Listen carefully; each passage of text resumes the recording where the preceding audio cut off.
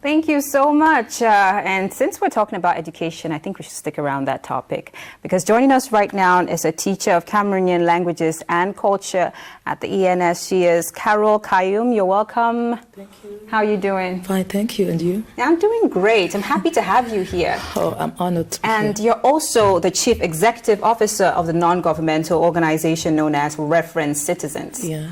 Now, we're going to get into Reference Citizens in a moment. Okay. But then I want you to talk as a teacher. Something happened recently. And as I said at the beginning of the program, a 15-year-old stabbed his mathematics teacher because he gave him the necessary instructions to study well in school, do not be distracted. What was your appraisal on that situation? I was shocked. Okay. Because I just imagined myself in the position of that teacher. So you leave your house in the morning, you go to school, you say goodbye to your children, to your parents, and you find yourself in a fight with a student, and you are gone. I mean, I saw how much we risk our lives. But I wouldn't have imagined that before, because we thought the most secure place was in the classroom. But now we're seeing it's different. So, well, I just realized how much life, also the precarity of life. Yes. Yes. And you've been a teacher for a while now, since 2012. 2012. Yes. And have you ever been faced with a situation in a classroom where you felt like insecure because of the reaction of a child to your instructions? No. Never? No, never. Okay. Sometimes you might have some students who disturb or who are distracted during the class, but I've never really had a... No, I've never had such a situation. No. Okay, you're lucky. And I Thank God hope for that. I really do hope that it continues that way, because that's what we're used Thank to. God for that. We're raised to respect our teachers. If Yes, you're a and teacher, maybe because it's also it's higher education. Yes. They are grown up and it's a professional school. So I think because they know why they are there and they know what it means to be there, that's why they are more conscious and they're more, I mean, they're different. They have a different mentality. Maybe if I were in a high school, it would have been a different case. you know, sometimes you think children are more innocent, but then you discover the situation. Yes, you discover they are. But where do you teach?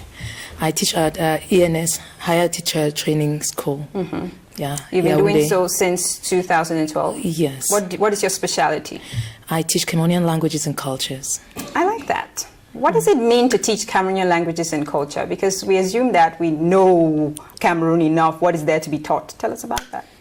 Well, what we do there is, since 2009, the government decided that Cameroonian languages and cultures have to be taught in high school. So that's why, in secondary schools. Yes. Okay, that's why at ENS, they opened the Department of Cameroonian Languages and Cultures. So our task is to train these teachers who will go to these secondary schools and teach the children teach their languages.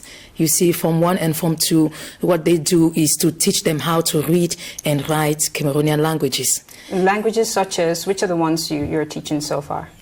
ENS? Yeah. Yes. Well, what happens is that every academic year, when the students come, we look at their different profiles. Yeah. If you are more than one, if there's more than one student who speaks a specific language, then the school will put at their disposal teachers of that language. So far there have been languages like Romala is my language. Banjul, it is spoken in the west. Banjul, Bafoussam, about 16 villages in the west. So when you are mother, as I said, when you're more than one speaking a language, they'll provide you teachers for that language. But those who are single, that's when you're alone speaking your language, we have a group we call the auto-alphabetisation, yes, auto-literacy. So that's, we teach those students to auto-develop their languages. So you teach them their own languages. It's not in those groups. Since they are from different, they speak different languages. We give them the necessary tools to auto-develop their languages. Yes. All right. But in other language groups, the languages are already taught. That's when I have a Romala language class, for instance, I'll teach them Romala, how to write Romala, how to read Romala. Different subjects? Well, there's a subject called orthographe des langues camerounaises, that's the orthography of Cameroonian languages. Yes, in that subject they will learn to write and read their languages. But we also have many other subjects. Yes, anthropology, linguistics, morphology. We have so many, so many subjects because they have to be complete. It's a complete course. And apart from that, we also have educational subjects. That's where they are taught pedagogy. Yes. No, I think it's to be loaded. Yeah, really. to be loaded. When you come over to Cameroon Feeling, people want to feel Cameroonian, and it's also about learning our different languages. That way you feel like I'm not separated from you because you're from the West, and I'm maybe from the Southwest or Northwest. We are all one, and we can talk to ourselves in our own languages. I think that's a part of education that should really, really be promoted, and thumbs up to the Cameroon government for thinking that that is important to be taught in schools. Now we're getting back to morality. And you need to tell us a little bit about Reference Citizens. Okay. Reference Citizens is an association that promotes citizenship education via arts and cultures. Because as you said rightly a while ago, our students, the people, morally, they are not stable. That is, things are going out of hand. So Reference Citizens thought that we should educate these people so that they should be culturally enrooted, they should have high moral standards, they should know more about our societal values. So that's what Reference Citizens does through arts and cultures, because we realize that when you talk, sometimes people, they're blocked, they don't want to hear so much sermoning and talking. So we thought doing that through arts and culture might be pleasant. Yes, because if I tell you how to behave through a song, through a poem, or through theater, you might likely be more receptive and to you the remember message. It and better. Remember it, because if you have to sing it every day, it is in your mind.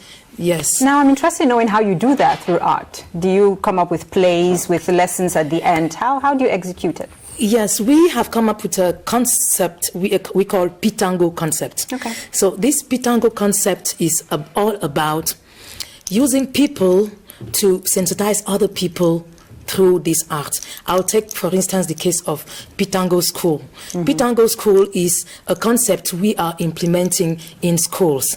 That's what we propose to schools, is to have a PITANGO club, which is being animated by the students themselves. That at the beginning of the year, they will have some topics on moral education that they will have to talk about throughout the academic year. They can talk about drugs, they can talk drug consumption, they can talk about abortion. I mean, all those things we are fighting against. So if they have a panoply of them at the beginning of the year in the PITANGO club, they list all these topics, and now they share them to different students. They can decide to share per classroom, such that by the end of the year, each class has developed one topic.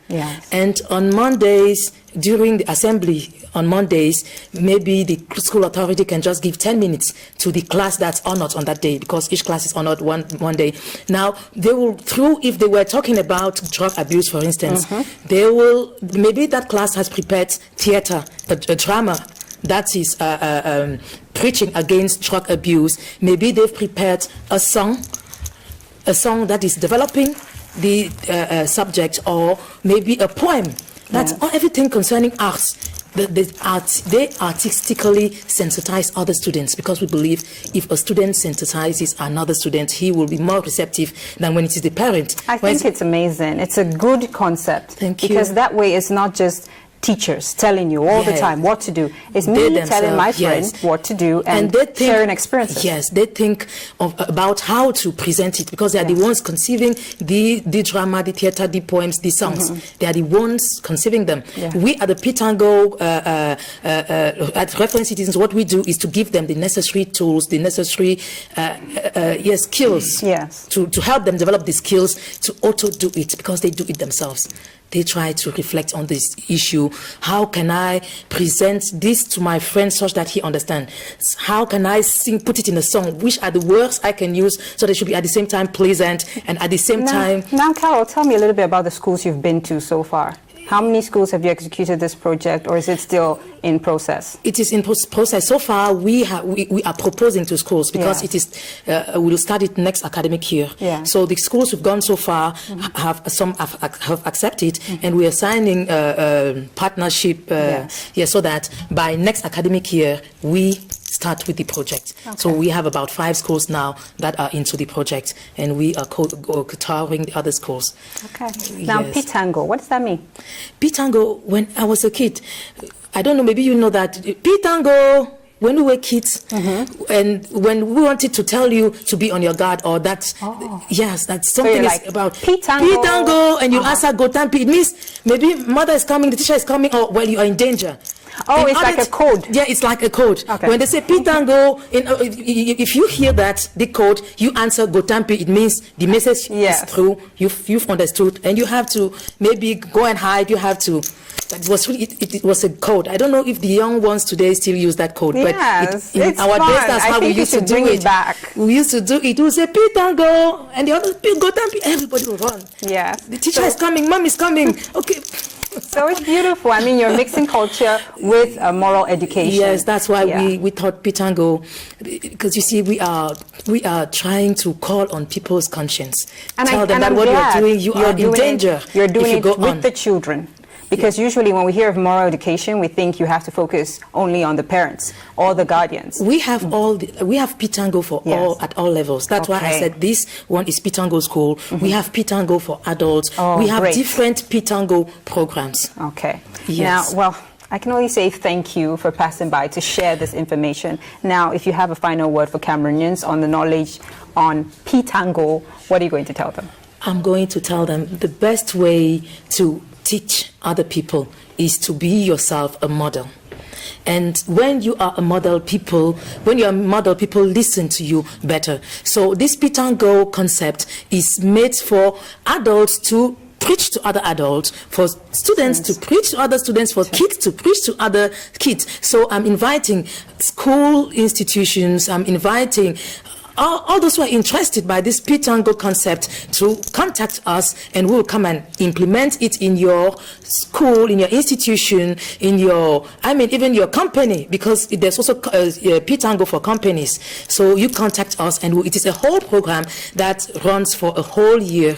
We'll tell you how we are going to do that, and you'll see that you yourselves will organize and sensitize others in your school, or your wherever you are, your community, in your community, your school, wherever you are. Really knows what she's talking about, because you're also into the arts as a musician. Yes, and definitely when you come back the next time, we will explore that side of you. Oh, it will be my pleasure. But right now, I'm going to take you to the Southwest region. Oh, okay. Cocoa production in the Southwest region in a place called Mautu. I don't know if you know about it. I've been to the Southwest, but not Mautu. You know? No. And did you know that we are the 4th largest cocoa producers in Africa?